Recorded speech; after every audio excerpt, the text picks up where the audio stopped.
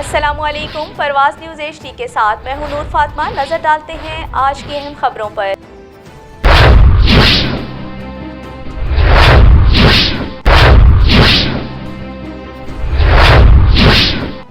فتح جنگ محمد امین، bureau chief, پرواز news.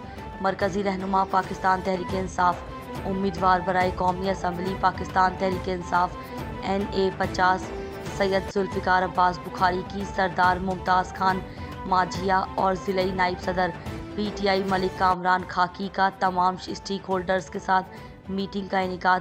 Meeting میں حاجی منظور سابق ناظم فتح جنگ سٹی، ملک طاہر سابق نائب ناظم فتح جنگ سٹی، حاجی غفور سابق ناظم، ملک مجید سابق کونسلر، مبشر خان سابق کونسلر UC گلیال، ڈاکٹر امجد سابق کونسلر، ملک قادر ہتار، ملک سردار بابر شاہین ملال، طاہر حیات خان، سردار افتخار حسین ماجھیا، بیرسٹر سردار حسیب افتخار احمد ماجھیا، ملک معید افتخار ماجھیا، سردار فیضان طارق ماجھیا، سید وجاہت علی ہمدانی، ملک ارشد، قاضی محمد آصف نے شرکت کی۔